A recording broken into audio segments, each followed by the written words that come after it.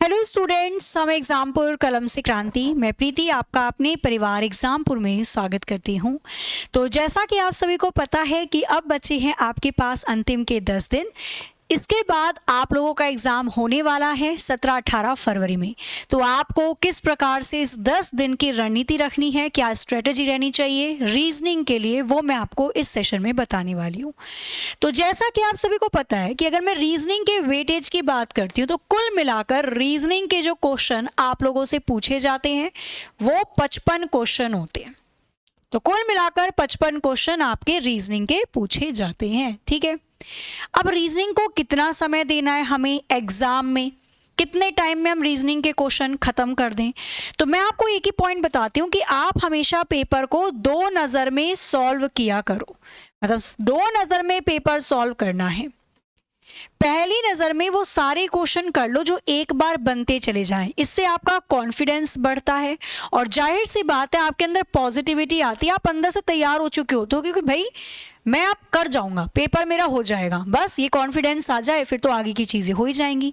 नहीं तो अगर आप सारे क्वेश्चन करने के चक्कर में पड़ जाओगे तो आपका टाइम भी वेस्ट होता है। किसी क्वेश्चन पे आप अटक जाते हो तो अंदर से आप नर्वस हो जाते हो और वो नर्वसनेस आपके लास्ट क्वेश्चन तक चलती रहती है। ठीक है, तो टाइम को बहुत अच्छे से मैनेज करना है, पेपर को 2 नज़र में निकालना है। पहली नज़र में वो सारे क्वेश्चन करो जो एक बार देखते के साथ ही बनते चले जा रहे हैं, इजी हैं, फटाफट हो रहे हैं, डाइस के क्वेश्चन है, चित्र के क्वेश्चन है। जो क्वेश्चन आपको लग रहा है कि भैया ये वाला जो क्वेश्चन है मेरा, मैं थोड़ा टाइम दूंगा या थोड़ा टाइम दूंगी तो बन जाएगा, उसको छोड़ दो, सर्किल कर देना। ठीक है, उसको नोट कर लो, उसको छोड़ दो। अभी जब पूरा एक नज़र में आप पूरा पेपर निकाल लोगे फिर दूसरी नज़र में उन क्वेश्चन को पकड़ो जिन पे आपको खुद गारंटी है कि भाई मैं अगर टाइम दूंगा या टाइम दूंगी तो मैं ये क्वेश्चन पूरा निकाल लूंगी। तो इस तरीके से मैं आपको अगर बोलूं 55 क्वेश्चन जो रीजनिंग के आते हैं, 55 में से 35 और 37 क्वेश्चन तो ऐसे होंगे जो सभी करके आएंगे, इजी आसान, वो सभी करके आ रहे हैं। आपको मेरिट में आना है तो 55 में से कम 48 से ज्यादा क्वेश्चन तो करने पड़ेंगे। ठीक है, 1-2 क्वेश्चन हो सकते हैं वो ऊपर नीचे स्किप हो जाए, कुछ घुमा कर दे दे तो वो छूट जाते हैं। मैं ये नहीं कह 55 में से 55 भैया कुछ वो देगा, ठीक है, हो सकता है गड़बड़ करके दे दे, टाइम ज्यादा उसमें चला जाए आपका, ऐसे क्वेश्चन को आप छोड़ो। लेकिन 48 से ज्यादा क्वेश्चन आपको रीजनिंग के अंदर बना के आने पड़ेंगे। ठीक है, चलो अब हम बात करते हैं आगे की यूपी पुलिस सिलेबस के बारे में। तो सिलेबस आपको पूरा ओवरऑल पता ही है। सामान्य ज्ञान के 38 क्वेश्चन, संख्यात्मक और मानसिक क्षमता के 38 क्वेश्चन पूछे जाते हैं, मानसिक अभिरुचि बुद्धिमत्ता के 37 क्वेश्चन और सामान्य हिंदी के 37। ठीक है, रीजनिंग के कुल 55 हो जाते हैं क्योंकि मैथ्स का भी कुछ हिस्सा, मैथ्स के भी कुछ पार्ट में रीजनिंग के क्वेश्चन पूछता है। कुल अंक होते हैं, प्रत्येक प्रश्न के लिए 2 नंबर दिए जाते हैं, 150 क्वेश्चन होते हैं और 300 नंबर का आपका ये पूरा पेपर होता है। नेगेटिव मार्किंग भी है 0.5 की, तो ये ध्यान रखिएगा। अंधाधुंध तुक्के नहीं मारने हैं।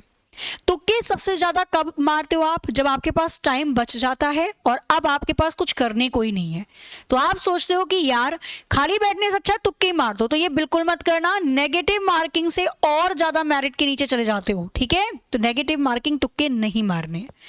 चलो इसके बाद कुछ छोटे छोटे पॉइंट्स की मैं बात कर लेती हूं जो आपके इन 10 दिनों में काम आने वाले हैं। जैसे कि कुछ पॉइंट, अपने सिलेबस का पूरा ज्ञान आपको पता होना चाहिए। रीजनिंग में कौन कौन से चैप्टर हैं, ठीक है, आपको पता होना चाहिए किस चैप्टर में किस तरीके से क्वेश्चन को बनाया जाता है। तो अब तक तो सिलेबस आप लोगों का कवर हो गया होगा। अब पिछले 5 साल, या मैं बोलूंगी कि पिछले 1 या 2 साल के भी अगर आप पेपर देख लेते हो प्रीवियस ईयर, तो आपको ट्रेंड पता चल जाता है कि यूपी पुलिस आयोग किस प्रकार के क्वेश्चन पूछ रहा है। तो आप थोड़ा सा माइंड सेटअप कर लेते हो कि हाँ इस तरीके से क्वेश्चन आने वाले हैं। कम से कम 2 बार पूरे सिलेबस को पढ़ना और रिवीजन करना है। मतलब आपको कम से कम 2 बार रिवीजन करना होगा पूरे सिलेबस का। कोई चैप्टर आपको आता है या नहीं आता है, जब नहीं आता है तो मैं बोलूंगी भाई अंतिम दिनों पे तो कुछ नया मत सीखना, जो आपने पढ़ा है उसका रिवीजन करो बस।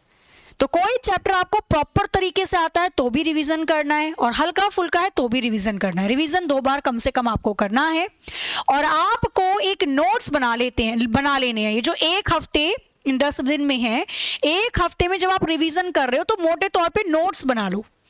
जैसे मैथ्स के लिए फॉर्मूले हैं तो एक नोट्स तैयार कर लो भाई, प्रतिशत में इतने इतने फॉर्मूले हैं, अनुपात के ये फॉर्मूले हैं, लाभ हानि के ये फॉर्मूले हैं, CISI की ये फॉर्मूले हैं।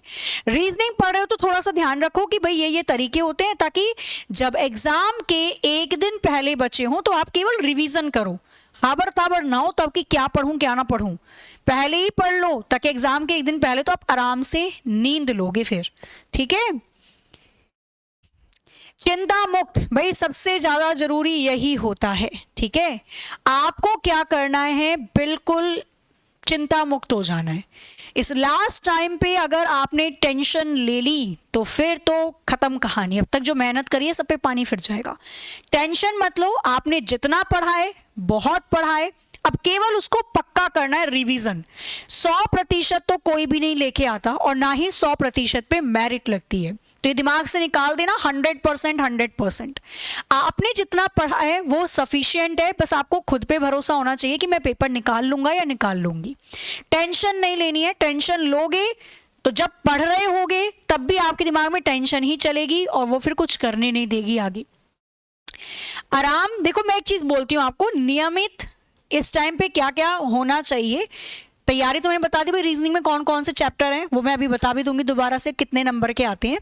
बेसिकली आपको अब क्या करना है, प्रॉपर नींद लेनी है। ठीक है, आपको प्रॉपर स्नैप, बिल्कुल बढ़िया वेल स्लीप, बढ़िया से नींद लो, दिमाग को रिलैक्स रखो। रिलैक्स दिमाग रहेगा तो आप ज्यादा चीजों को पढ़ पाओगे। देखो जो मैथ्स होता है और जो रीजनिंग होती है ये ऐसे सब्जेक्ट होते हैं जो प्रैक्टिकली है, आपने जितना ज्यादा क्वेश्चन निकाला होगा उतनी क्लियरिटी आपको इन कॉन्सेप्ट पे आ गई होगी। जो हिंदी है, हिंदी वाला पार्ट भी आपका बेसिक से ही जुड़ा होता है। अगर मैं समानार्थक, विलोम शब्द, एक शब्द के लिए अनेक शब्द, इन सबको छोड़ूं, हिंदी का जो वोकेबलरी वाला पार्ट होता है आपका, शब्दों वाला, या अगर मैं बोलूं UPGK वाला जो पोर्शन है, सामान्य ज्ञान वाला पोर्शन है, अब इनको याद करने की बारी आती है ना, क्योंकि जाहिर सी बात है जो कॉन्सेप्चुअल चीजें हैं, आपने कॉन्सेप्ट ध्यान दे दिया तो वो कर जाओगे, लेकिन जो याद करने वाला पोर्शन होता है उसका रिवीजन बहुत ज्यादा जरूरी होता है। तो सुबह के समय बढ़िया से स्लीप लो, पहले तो सो जाओ आराम से रात में। सुबह के समय आपको सबसे पहले जो रिवाइज करना है ना, रिवीजन करना है, वो जीके वाले पोर्शन को करना है। ठीक है, जीके वाले पोर्शन को रिवाइज करते चले जाओ बस। बाकी रात में मैं बोलूंगी, रात में नींद जल्दी आ जाती है तो आपको मैथ्स, रीजनिंग ये रात में निकालो तो बेस्ट रहेगा, और बाकी याद करने वाला चीजें सुबह कर लोगे तो वो सबसे बढ़िया है। ठीक है, याद रहती हैं चीजें और ये रियलिटी भी है। इसके बाद कुछ और पॉइंट से बात कर लेते हैं। इंपॉर्टेंट फॉर्मूले मैंने आपको बता ही दिया कि आपके पास एक नोट होना चाहिए ताकि एग्जाम से जाने से पहले आप एक बार रिवाइज कर सको, तो वो नोट्स आपने बनाए ही होंगे, तो थोड़ा सा मेजर पॉइंट उसका देख लीजिएगा। ब्रेक आपको लेना है। अब आप लास्ट टाइम आपके पास बचा है, जैसे कि अब अंतिम 10 दिन बचे हुए हैं, तो वैसा नहीं कि आप एक दिन में पढ़ रहे हो भाई, 12-12 घंटे पढ़ रहे हो, 24 में से लगातार बैठ के पढ़ रहे हो, लगातार आपने 5 घंटे बैठ के पढ़ लिए। लगातार पढ़ने से, इस टाइम पे बोल रही हूं मैं, लगातार पढ़ने से होता क्या है कि जब आप ब्रेक लोगे ना, फिर उस टाइम आप इतना थक जाओगे कि फिर आगे आप पढ़ ही नहीं पाओगे। होता है ये रियल में। अब सोच दो यार बहुत पढ़ लिया मैंने, तो आपको ना फ्रिक्वेंट, आपको रेगुलर ब्रेक लेने हैं। आपने 3 घंटे पढ़े, फिर ब्रेक ले लो, और घंटे भी नहीं, मैं बोलूंगी टाइम सेट करके बिल्कुल नहीं पढ़ना है। टॉपिक कि भैया मैथ्स में ये 5 चैप्टर के क्वेश्चन निकालूंगा मैं इस 3 घंटे, बचे हुए 3 घंटे रीजनिंग के कम से कम 2 सेट निकाल लूंगी मैं इस 3 घंटे में, फिर थोड़ा सा ब्रेक ले लो, फिर बाकी के बचे 3 घंटे में ऐसे करके कि 1 घंटे में हिंदी का सारा सेट निकालो, और फिर 2 घंटे में आप जीके जीएस वाला पोर्शन दे दो। तो आप फ्रीक्वेंट थोड़ा ब्रेक ले लेकर सब्जेक्ट वाइज चीजों को करोगे तो वो ज्यादा बेनिफिशियल रहता है। ठीक है, ये मैंने बता ही दिया। नींद जरूरी है भाई, नींद प्रॉपर होनी चाहिए, दिमाग नहीं तो इधर उधर भागेगा। अच्छा खाओ, ठीक है, ये तो है रियलिटी है। नजदीक जितना पेपर आ रहा है आप हेल्दी खाइए, भूखे पेट मत रहो, क्योंकि पढ़ते समय आप भूल जाते हो टाइम क्या हो रहा है क्या नहीं हो रहा है। और अगर आपने अभी अच्छे से नहीं खाया पिया तो ऐसा ना हो कि जब आप एग्जाम देने जाओ तो फिर आपको पेट में दर्द हो रहा है, चक्कर आ रहे हैं, ये सारी चीजें नहीं होनी चाहिए। अच्छे से खान पान, आपको अपना ख्याल खुद ही रखना है। आप सही से चल पाओगे, दिमाग तंदुरुस्त रहेगा, शरीर तंदुरुस्त रहेगा, तभी जाकर एग्जाम दोगे ना। तो खाली पेट नहीं, अच्छा सा खाते पीते भी रहो, प्रैक्टिस भी करते रहो। ठीक है, भाई योद्धा को तैयार करवाया जाता है, योद्धा हो ना आप लोग, तो अच्छे से खान पान रखो अपना, बढ़िया से अंदर से फिट रहो, अंदर से फिट रहोगे दिमाग शांत रहेगा, अच्छा खुद ही काम करेगा वो, ठीक है। तो यही कुछ पॉइंट्स थे जो मेरे को बताने थे, ठीक है। बाकी तो आप लोगों ने बहुत ही अच्छे से रिवीजन किया होगा, डेली क्लास आपकी हो ही रही है, उसमें आप लोग पढ़ ही रहे हैं, शाम 6 बजे रीजनिंग की क्लास में आपकी लेती हूँ। कुछ पॉइंट जो मैंने पहले भी बताए थे एक बार मैं दोबारा से रिवाइज करवा देती हूँ। रीजनिंग के कितने चैप्टर में से कौन कौन से क्वेश्चन या कितने क्वेश्चन पूछे जाते हैं वो देखिए। वर्बल रीजनिंग की अगर मैं बात करती हूँ, एनालॉगी के 9 से 10 क्वेश्चन, सीरीज के 8 क्वेश्चन, कोडिंग डिकोडिंग 5, क्लासिफिकेशन या वर्गीकरण के 4 से 5 क्वेश्चन, दिशा व दूरी के 3 क्वेश्चन, ब्लड रिलेशन के 2 से 3 क्वेश्चन, पासे के 1 से 2 क्वेश्चन आते हैं जिसमें ओपन डाइस भी आता है, खुला पासा बंद पासा, रैंकिंग के 2 से 3 क्वेश्चन, वैन आरेख 3 क्वेश्चन, सिलॉग के न्याय निगमन के 3 क्वेश्चन, कथन व तर्क के 3 से 4 क्वेश्चन और बैठक व्यवस्था सिटिंग अरेंजमेंट के 1 से 2 क्वेश्चन। अच्छा, कैलेंडर और क्लॉक, अब आप कहोगे कि मैम ये तो लिखवाया ही नहीं, क्या ये पूछा नहीं जाता? आते हैं भाई 1 से 2 क्वेश्चन इसके भी आते हैं, ठीक है। इसके बाद अगर मैं नॉन वर्बल रीजनिंग की बात करती हूं तो ये जो चित्र वाले क्वेश्चन होते हैं, इमेजेस वाले क्वेश्चन, इसमें क्लासिफिकेशन वर्गीकरण के 4 क्वेश्चन आते हैं, चित्र दे दिया जाएगा, पूछा जाएगा चारों में से कौन सा अलग है, एनालॉगी की 2 से 3 क्वेश्चन आते हैं, मिरर दर्पण के 1 से 2 क्वेश्चन आते हैं, वाटर इमेज से भी 1 से 2 क्वेश्चन और मिसलिनियस 1 से 2 क्वेश्चन। तो ये चैप्टर वाइज ही मैंने आपको बता दिया कौन से चैप्टर से कितने क्वेश्चन आपके पूछे जाते हैं रीजनिंग में। रीजनिंग में मैं बोलूंगी सबसे बेस्ट तरीका है आप रीजनिंग को बढ़िया तरीके से एक बार तैयार करने के लिए सेट सॉल्व करो, क्योंकि सेट के अंदर टोटल 55 क्वेश्चन होंगे। आप जब उन्हें सॉल्व करेंगे तो आपको खुद हर बार नया कुछ मिलेगा।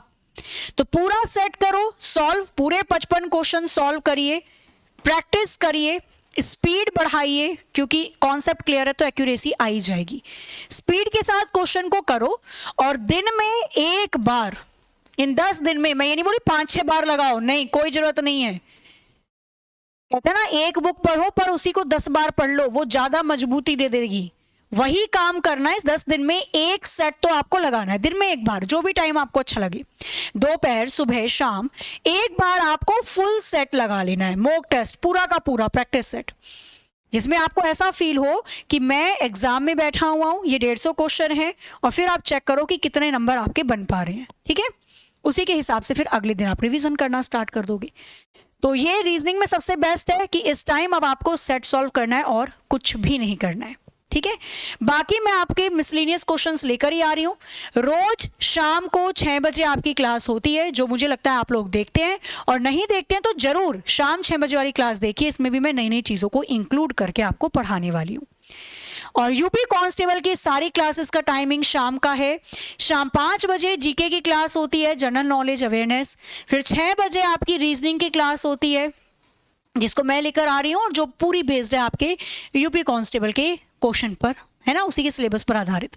फिर 7 बजे आपकी मैथ्स की क्लास होती है, बेहतरीन क्लास, बेस्ट कंटेंट की।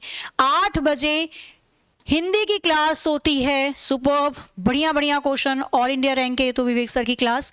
फिर 9 बजे आपकी क्लास होती है यूपी जीके की, सुयस सर की बेहतरीन क्लास, ठीक है। तो 5 बजे आपको जुड़ना है विनीश सर के साथ जीके के लिए, 6 बजे मेरे साथ रीजनिंग, 7 बजे विपुल सर के साथ मैथ्स कवर होगी, 8 बजे विवेक सर हिंदी करवाएंगे, और फिर 9 बजे आपकी यूपी जीके सुयस सर के साथ होती है।